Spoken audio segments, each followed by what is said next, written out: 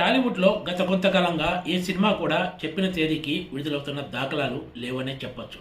కారణాలు ఏమైనా కూడా చాలా వరకు పెద్ద సినిమాలు కూడా విడుదల తేదీ మార్చుకోకుండా ప్రేక్షకుల ముందుకు వస్తున్న సందర్భం తక్కువే అని చెప్పాలి.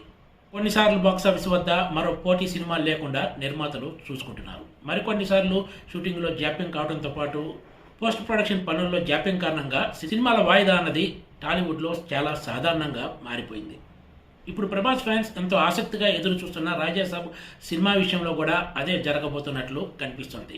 వాస్తవానికి ఈ సినిమా ఈ ఏడాది డిసెంబర్ 5న ప్రపంచవ్యాప్తంగా ప్రేక్షకుల ముందుకు రావాల్సి ఉంది.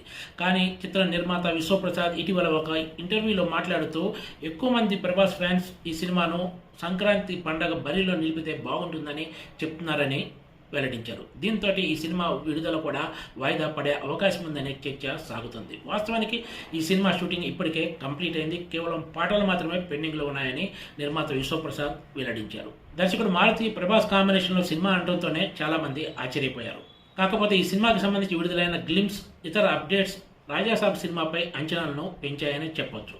ప్రభాస్ అభిమానుల కోరిక మేరకే పండగ బరిలో ఈ సినిమాను నిలిపేందుకు ప్రయత్నాలు జరుగుతున్నట్లు స్పష్టంగా కనిపిస్తుంది.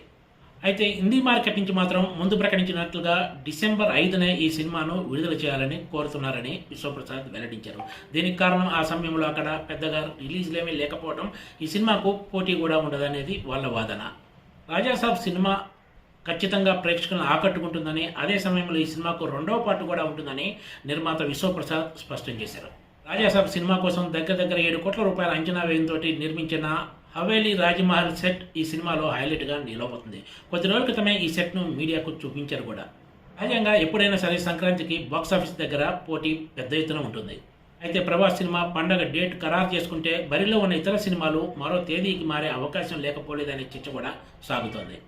సంక్రాంతి బరిలో నిలిస్తే మాత్రం రాజాసాబ్ సినిమా జనవరి 9న ప్రపంచవ్యాప్తంగా ప్రేక్షకుల ముందుకు వచ్చే అవకాశం ఉంది.